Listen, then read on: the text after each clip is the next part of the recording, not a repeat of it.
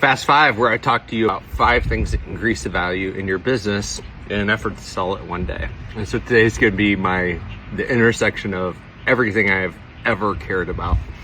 Marketing is a value driver. So we're going to dive right in. So the first one is just not necessarily a question, but more of a topic: creating a marketing system versus doing marketing, or as I like to say, random acts of marketing. If you didn't know, DeFactor used to be a marketing services company, and before we transitioned to helping people increase the value, people would come to us and they would want to do marketing.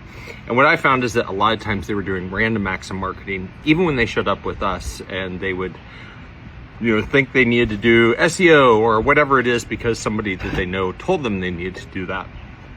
And when you create a marketing system, something that predictably throws off opportunity for your business, guess what? That's a big part of what people are going to want to pay for.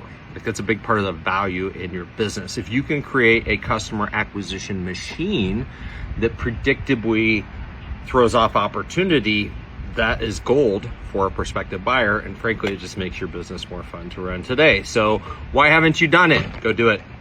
Sorry, we're doing this outside, so a little bit informal. Building brand equity, it translates to business value. Okay, I'm going to talk about how not to do it. And this is delicate because the rise of the personal brand, I mean, it's just been amplified with digital media, but everybody's always had a personal brand. Like we all have a brand.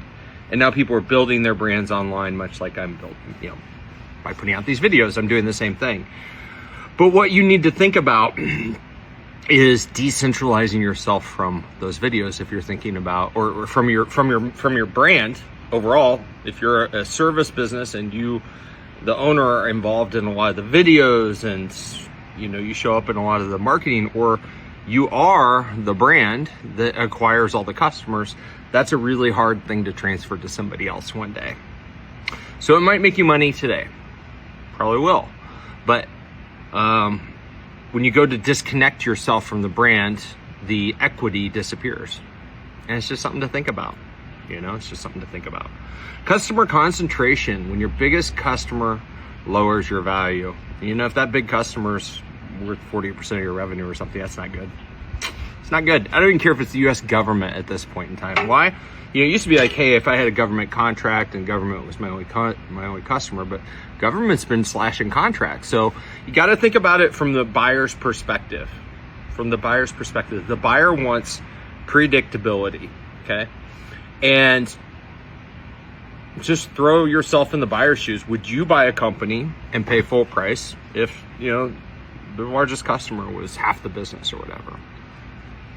It's just a risk factor. And as a business owner, you've got to de-risk it. And to what level, it really depends. But it's something you need to think about. How to document and systemize your sales process.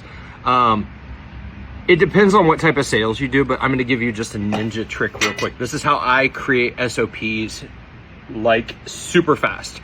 So Loom is your friend. Loom is a video recorder. You want to use Loom to capture what's going on videos.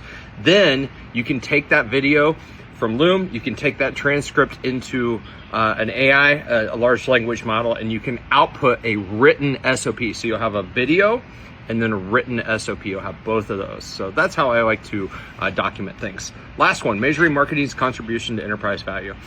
I love measuring marketing. It's getting more and more fuzzy, but the more that you can have a tool, maybe like agency analytics or some sort of analytics software, it stitches together everything and shows the opportunity that is coming, specifically in dollars and cents, that increases your enterprise value, because then the prospective acquirers are going to look at that and be like, oh, hey, our customer acquisition cost is X, our lifetime value of them is Y.